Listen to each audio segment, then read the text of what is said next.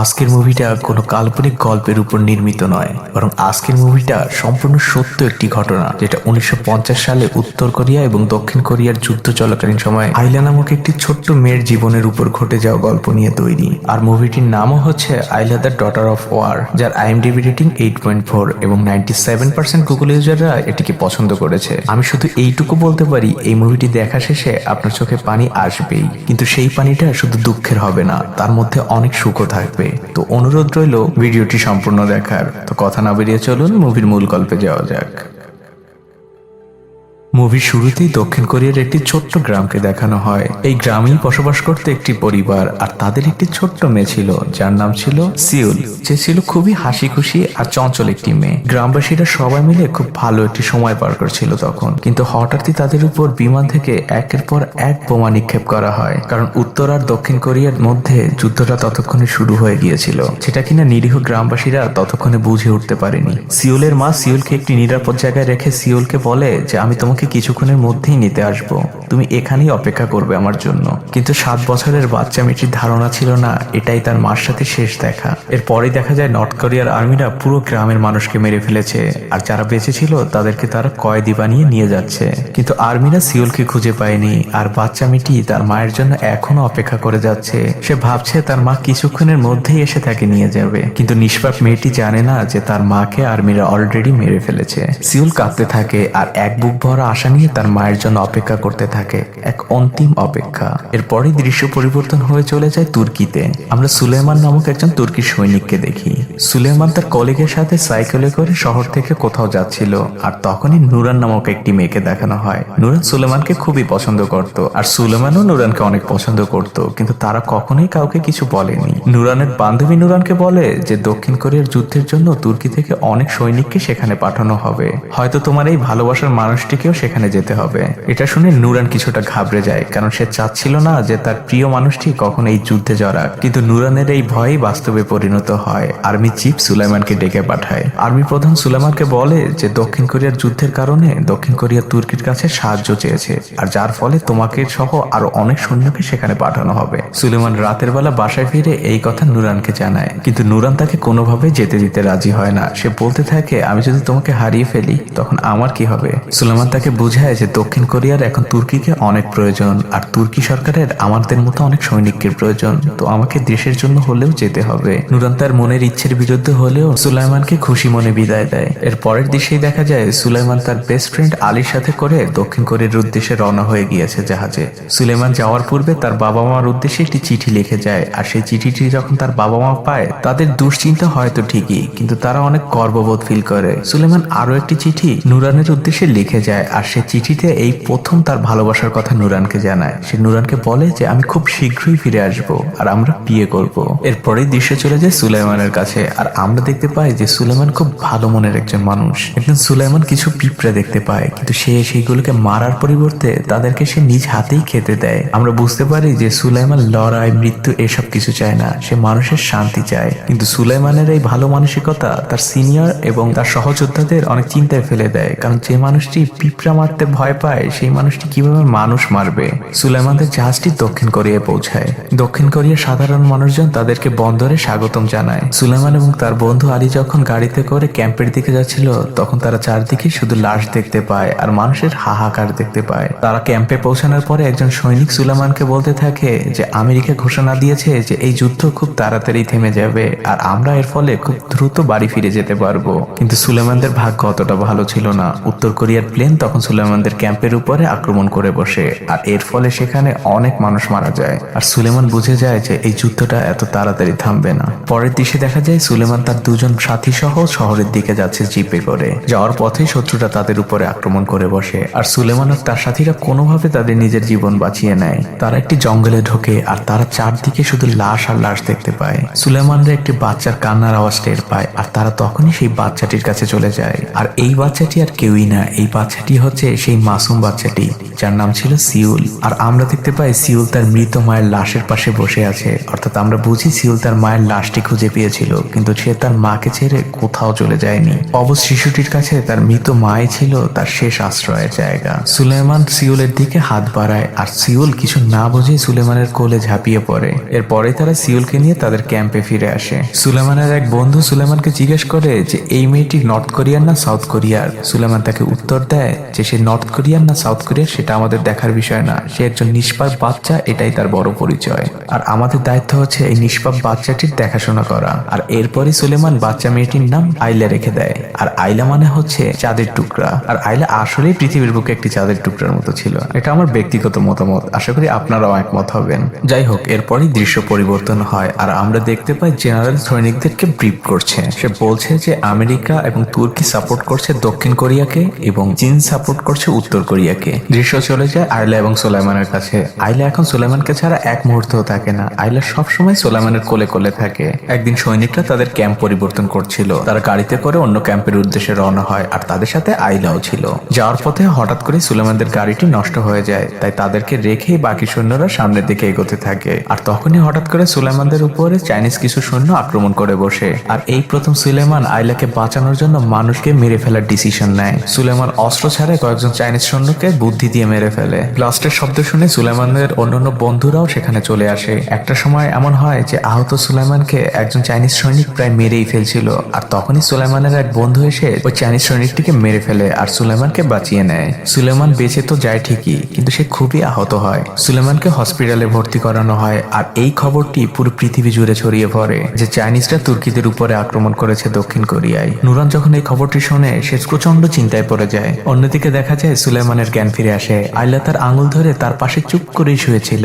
সুলেমানের বন্ধুরা তখন সুলেমানকে বলে যে আইলা গতকাল রাত থেকে এখনো ঘুমায়নি, সে এক মুহূর্তের জন্য তোমার পাশ থেকে সরে যায়নি, তোমার হাত ধরে চুপ করে বসেছিল। সুলেমান এটা শুনে খুবই খুশি হয়ে যায়। অন্যদিকে দেখা যায় যে দক্ষিণ কোরিয়ার আর্মি চিফের কাছেও এই খবরটি পৌঁছে গিয়েছে যে একজন তুর্কি সৈনিক দক্ষিণ কোরিয়ার একজন বাচ্চাকে লালন পালন করছে। তারা নিজেরা ডিসিশন নেয় যে তুর্কি অলরেডি আমাদেরকে অনেক সাহায্য করেছে, তাদের উপর আর বোঝা চাপানো উচিত হবে না, তাই আমাদের বাচ্চাকে আমাদেরই দেখাশোনা করতে হবে। এরপরে দেখা যায় যে সুলাইমানদের কমান্ডার সুলেমানকে ডেকে পাঠিয়েছে আর তাকে বলে যে আইলাকে দক্ষিণ কোরিয়া সরকার তার দায়িত্ব নেবে, কিন্তু সুলাইমান কোনোভাবেই রাজি হয় না আইলাকে তাদের দিয়ে দিতে। তখন কমান্ডার সুলেমানকে জানায় যে কিছুদিনের মধ্যেই দক্ষিণ কোরিয়া তোমাকে বীরত্বের মেডেল দিবে, তখন তুমি আইলাকে ওই অনুষ্ঠানে নিয়ে যাবে না, তুমি আইলাকে লুকিয়ে রাখবে। আর এরপরেই দেখা যায় সেই দিন চলে এসেছে, আজ সুলেমানকে বীরত্বের মেডেল দেওয়া হবে। সে আইলাকে লুকিয়েও রেখে এসেছিল, কিন্তু আইলা তখনই হঠাৎ করে সেখানে চলে আসে। আইলার সুলাইমানের প্রতি তীব্র ভালোবাসা দেখে কোরিয়ান সরকার ডিসিশন নেয় যে আইলার যতদিন কোন আত্মীয় না পাওয়া যাবে ততদিন পর্যন্ত সে সুলেমানের কাছেই থাকবে। এই ঘোষণা শুনে সবাই খুবই খুশি হয়ে যায়, কারণ আইলা ছিল ওই ক্যাম্পের সকল সৈনিকের ভালো থাকার মেইন কারণ। আইলা আর সুলাইমানের এই খবর পুরো বিশ্বে ছড়িয়ে পড়ে। আর এটা শুনে নুরান কিছুটা স্বস্তি পায়, কারণ সে ভাবে সুলেমান তো বেঁচে আছে অ্যাটলিস্ট। কিন্তু নুরানের মধ্যে একটি ভয় কাজ করে। সে তো সুলেমানকে খুব ভালোভাবে চিনে, কারণ সে জানে যে সুলেমান এই মেয়েটির জন্য তার নিজের জীবনও দিতে পারে। আর এভাবেই কয়েকটি মাস কেটে যায়। আইলা সবসময় সুলেমানের সাথে থাকে। আইলা এখন ওই ক্যাম্পের পুরো ভালো লাগার কারণ হয়ে দাঁড়িয়েছে। ক্যাম্পের সবাই আইলার বন্ধুতে পরিণত হয়েছে, তারা সবাই আইলার সাথে খেলতে থাকে। ক্যাম্পের সবাই এই ছোট্ট মানুষের মুখটি দেখে তাদের যুদ্ধের সব খারাপ স্মৃতিগুলোকে ভুলে থাকে। আর আইলা এখন সুলেমানকে তার বাবা ভাবতে শুরু করেছে। আইলা একদিন সুলেমানের জন্য একটি পেন্টিং করে, আর এটা দেখে সুলেমান বুঝে যায় যে আইলা তাকে কতটা ভালোবাসে। কিছুদিন পরে সুলেমানদের পাশের শহরেই একটি মেলা হচ্ছিল। তখন সুলেমান আইলা এবং তার বন্ধুকে নিয়ে সেই মেলায় যায়। তারা অনেক মজা করে, তারা একসাথে তিনজন অনেক ছবি তোলে। কিন্তু বাসায় ফিরে আইলা যখন ঘুমিয়ে যায় তখন আইলার ঘুমন্ত মুখের দিকে তাকিয়ে তারা ভাবতে থাকে কিছুদিন পরে তো তাদেরকে তুর্কি ফিরে যেতে হবে, তখন তারা আইলাকে ছাড়া কিভাবে থাকবে। পরের দৃশ্যেই দেখা যায় যে সুলাইমানের একজন বন্ধু সুলাইমানকে বলছে যে পাশের গ্রামের কিছু লোক আইলার রিলেটিভ হিসেবে তাদেরকে দাবি করছে। সুলাইমান তখন তার বন্ধুকে বলে যে তুমি এই বিষয়ে কাউকে কিছু বলো না, আমি নিজেই এর খোঁজ খবর নিব। রাতের বেলা সুলেমান বের হয় সেই গ্রামের উদ্দেশ্যে, কিন্তু এটা ছিল শত্রুপক্ষের একটি চাল, কারণ তারা জানতো যে সুলেমানকে এই কথা বললে সুলেমান অবশ্যই আসবে। তারা সুলেমানকে মারার চেষ্টা করে, কিন্তু সুলেমানের বন্ধু আলী এই বিষয়টা জেনে গিয়েছিল। সে দ্রুত সেখানে এসে সুলেমানকে বাঁচিয়ে নেয়। দৃশ্য পরিবর্তন হয় আর আমরা দেখতে পাই সুলেমানের বন্ধু আলী ছিল মার্লিন মুন্ডো নামক একজন গায়কের প্রচন্ড বড় ফ্যান। মার্লিন মুন্ডোরই একটি কনসার্ট পাশের শহরে ছিল, সে সেখানে যেতে চাচ্ছিল, কিন্তু আলীর আজ ডিউটি ছিল, তাই তার আর সেখানে যাওয়া হয় না। তখন সুলেমান তাকে বলে যে আমি তোমার জন্য একটি অটোগ্রাফ নিয়ে আসবো মার্লিন মুন্ডোর। সুলেমান আইলাকে নিয়ে সেই কনসার্টে চলে যায় আর আইলার জন্য সে একটি অটোগ্রাফও পেয়ে যায়। অটোগ্রাফটি সুলেমান ক্যাম্পে ফিরে তার প্রিয় বন্ধু আলীকে দেয়। আলী আলী এটা দেখে খুবই খুশি হয় আর তখনই শত্রুদের ছোড়া একটি গুলিতে সে সেখানেই মারা যায়। সুলাইমান চিরদিনের জন্য তার প্রিয় বন্ধুকে হারিয়ে ফেলে। সুলাইমান যখন তার কবরের কাছে যায় সে প্রচন্ড কাঁদতে থাকে আলীর জন্য, আর তার কান্না দেখে আইলাও কাঁদতে থাকে। পরের দৃশ্যে দেখা যায় যে তুর্কিদের দক্ষিণ কোরিয়া 1 বছর হয়ে গিয়েছে আর যুদ্ধ এখন প্রায় শেষ, তাই তুর্কিদের এখন ধীরে ধীরে তাদের বাড়ি ফিরে যেতে হবে। সকল সৈন্যরা ফিরে যাচ্ছিল আর তারা আইলাকে ধরে প্রচন্ড কান্না করছিল, কারণ তারাও আইলাকে অনেক মিস করবে। কিন্তু সুলেমান ডিসিশন নেয় যে সে ফিরে যাবে না, সে আইলার জন্য এখানেই থেকে যাবে আপাতত। সৈনিকরা চলে যায়, নতুন কিছু সৈনিক আবারও আসে সেখানে। সুলেমান দেশে না ফিরে যাওয়ায় তার বাবা মা এবং নুরান সবাই খুবই কষ্ট পায়। সুলেমান একদিন আইলাকে নিয়ে বসেছিল আর সে রেডিওতে গান শুনছিল, আর তখনই সে শুনতে পায় নুরানের রিকোয়েস্টে একটি গান। গানটি শুনে সুলেমানের বুক ফেটে যায়, কারণ সে তো নুরানকে অনেক ভালোবাসতো। কিন্তু অন্যদিকে দেখা যায় যে সুলাইমানের বেস্ট ফ্রেন্ড লিলি, সে যখন রেডিওতে এই প্রোগ্রামটি শোনে সে বুঝে যায় যে সুলাইমান অন্য কাউকে ভালোবাসে আর লিলি সুলাইমানকে ভালোবাসতো। লিলি প্রচন্ড কাঁদতে থাকে। অন্যদিকে সুলাইমান গানটি শুনে আইলাকে বলতে থাকে, আমি যদি কখনো তুর্কি ফিরে যাই তাহলে তোমাকে নিয়েই অবশ্যই তুর্কিতে ফিরবো। পরের দৃশ্যে দেখা যায় সুলাইমান গিয়েছে তার সিনিয়রের কাছে আইলাকে নিয়ে তুর্কিতে ফিরে যাওয়ার জন্য। তো তার সিনিয়র তাকে বলে যে এটা আর্মি, এটা কোনো মজার জায়গা নয়, তুমি যতক্ষণ আর্মিতে রয়েছো তোমাকে আর্মির সকল রুল মেনেই চলতে হবে। এরপরে আমার একজন কোরিয়ান টিচারকে দেখতে পাই, সে আইলার দায়িত্ব নিতে চায়। সে সুলাইমানকে বলে যে আমাদের একটি এতিমখানা রয়েছে, সেখানে আইলার মতো অনেক বাচ্চাই থাকে আর তারা সেখানেই পড়াশোনা করে।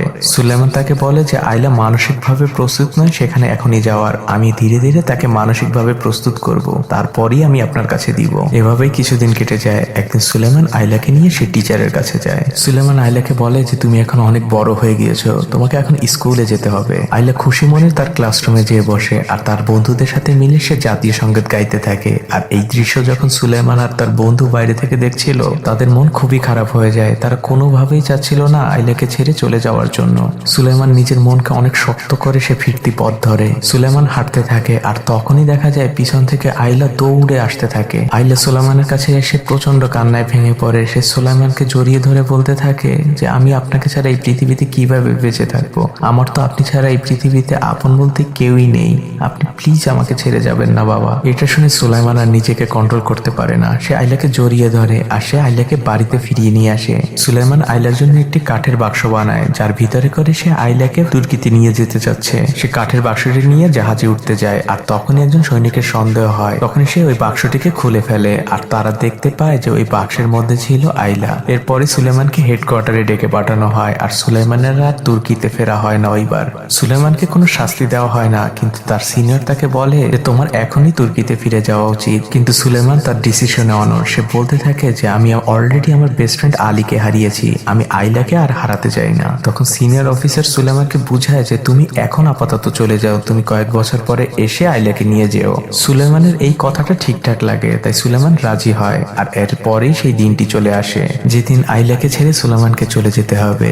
সুলাইমান আইলাকে নিয়ে পোর্টে চলে আসে। সুলাইমান আইলাকে বলতে থাকে যে আজকে আমি বাবা হিসাবে তোমাকে আমি ওয়াদা করছি যে আমি তোমাকে একদিন না একদিন নিতে আসবই, আর এরপর থেকে আমরা চিরদিনের জন্য একসাথে থাকবো। আইলা তো ছোট মানুষ, সে তো আর এই ওয়াদার মানে বোঝে না, সে তো শুধু থাকতে চায় সুলাইমানের সাথে, কারণ তার তো সুলাইমান ছাড়া আর পৃথিবীতে কেউই নেই। সুলাইমান আইলাকে রেখে জাহাজের উদ্দেশ্যে অশ্রুভরা চোখ নিয়ে হাঁটতে থাকে আর আইলা তার পিছে দাঁড়িয়ে প্রচন্ড কান্না করতে থাকে। আইলার এই কান্না দেখে সত্যি বলতে আমার নিজের চোখেও পানি চলে এসেছিল, কারণ এটা তো পুরো সম্পূর্ণ সত্য ঘটনা আর আইলা পৃথিবীতে এখনো বেঁচে আছে। যাই হোক, দৃশ্য পরিবর্তন হয়ে চলে আসে তুর্কিতে। তুর্কিতে ফেরার পরে সুলেমান পায় আরো একটি খারাপ খবর। সে জানতে পারে যে নুরানের বিয়ে হয়ে গিয়েছে। এই খবর শুনে সুলেমান চলে যায় নুরানের কাছে সরাসরি দেখা করতে। নুরান তখন তাকে বলে যে তোমার জন্য আমি আর কতদিন অপেক্ষা করতাম, তুমি ওই ছোট মেয়েটির জন্য কবে ফিরবে তাও জানতাম না, তাই বাধ্য হয়েই আমি বিয়ে করেছি, আর আমার পক্ষে আর কখনোই তোমার জীবনে ফেরা সম্ভব না। আর এটা বলেই নুরান সেখান থেকে চলে যায়। সুলেমান ডিসিশন নেয় যে সে আর এই শহরে থাকবে না, সে তার বাবা মার কাছে গিয়ে থাকবে, আর সে সেটাই করে। কিন্তু যাওয়ার আগে সে তার সেই বেস্ট ফ্রেন্ড লিলিকে বিয়ে করে। লিলি আর সুলেমানের বিয়ের বয়স অনেক দিন হয়ে গিয়েছে, কিন্তু সুলেমান এখনো মন খারাপ করে বসে থাকে আইলার জন্য। সে এখনো আইলার পথ চেয়ে বসে থাকে। লিলি এটা দেখে ডিসিশন নেয় যে সেও সাহায্য করবে সুলেমানকে আইলাকে খোঁজার জন্য।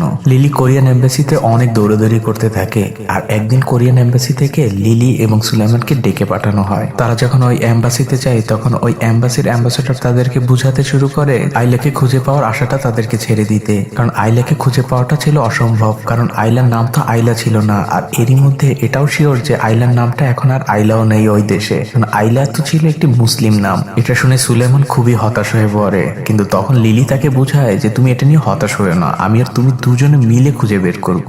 কিন্তু তারা কখনোই বুঝতে পারেনি যে তারা এই খুঁজতে খুঁজতে 47টা বছর পার করে দিবে। হ্যাঁ, এভাবেই 47টা বছর কেটে যায় আর দেখা যায় যে এখন সুলেমান এবং লিলি অনেক বুড়ো হয়ে গিয়েছে।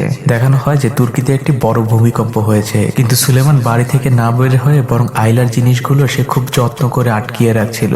আর এটা দেখেই বোঝা যায় যে সুলেমান আইলার জন্য এখনো পথ চেয়ে বসে আছে।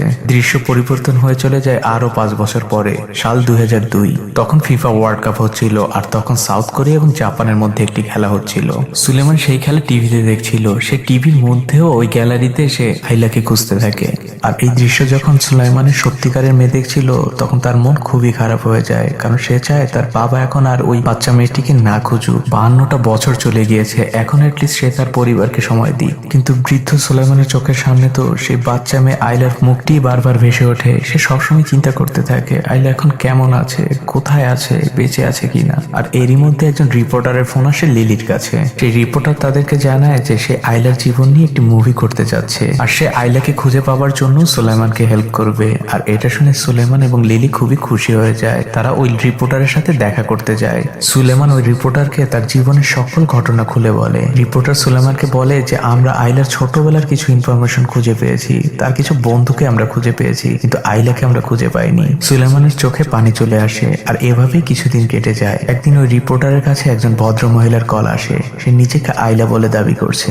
রিপোর্টার এই কথা কাউকে কিছু না বলে সে তখনই সেই মহিলার সাথে দেখা করতে চলে যায়। রিপোর্টার ওই মহিলার কাছে আইলার ছোটবেলার কিছু ছবি দেয় আর তখনই ওই মহিলা ওটা দেখে কেঁদে বলে আমার বাবা কোথায়। আর আমরা তখনই বুঝে যাই এ আর কেউই না, এ হচ্ছে সেই ছোট্ট মেয়ে আইলা। আর এরপরেই চলে আসে এই মুভির সব থেকে ইমোশনাল দৃশ্য। সাল 2010। সুলেমান ঠিক 60 বছর পরে আবারও কোরিয়াতে আসে। সুলেমান বলতে থাকে কোরিয়া এখন অনেক বদলে গিয়েছে, আমি জানি না আমার বাচ্চা মেয়েটি এখানে কিভাবে বড় হয়েছে। আর এরপরেই দেখা যায় সুলেমান একটি পার্কে গিয়েছে আইলার সাথে দেখা করতে। আর ফাইনালি সেই সময় চলে আসে। সুলেমান আইলাকে প্রথম দেখাতেই চিনে ফেলে। আইলা এবং সুলেমান দুজনকে জড়িয়ে ধরে আর প্রচন্ড কাঁদতে থাকে। এই কান্না যতটা না কষ্টের তার থেকে বেশি অনেকটা সুখের। একজন বাবা তার মেয়েকে প্রমিস করেছিল 60 বছর আগে যে সে তাকে ফিরিয়ে নিয়ে যাবে। 60 বছর কেটে গিয়েছে ঠিকই, কিন্তু বাবা তার প্রমিস রেখেছে। আর এরপরে সত্যিকারের আইলা এবং সুলাইমানের যখন 2010 সালে দেখা হয়েছিল তখনকার কিছু ভিডিও ফুটেজ দেখানো হয়। এই মুভিটার শেষে আমার দুটি কথাই মনে হয়, যে পৃথিবীতে মন থেকে চাইলে পাওয়া যায় না এমন কোনো জিনিসই নেই। আর দ্বিতীয় কথাটি হচ্ছে শুধুমাত্র জন্ম দিলেই বাবা হওয়া যায় না। আর এখানেই মুভিটি শেষ হয়ে যায়। তো কেমন লাগলো মুভিটি আমাকে অবশ্যই কমেন্ট করে জানাবেন। আর যদি একটুও ভালো লেগে থাকে তাহলে অবশ্যই একটি লাইক দিয়ে চ্যানেলটিকে সাবস্ক্রাইব করে দিবেন। তো ভালো থাকবেন সবাই, আজকের মতো বিদায়।